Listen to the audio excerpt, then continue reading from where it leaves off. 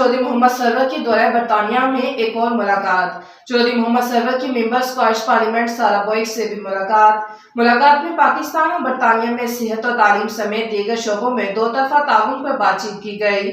मसला कश्मीर, अफगान अमन अमल, दहशतगर्दी के खिलाफ जंग का मामला भी मुलाकात में ज़ेरे बहस आया।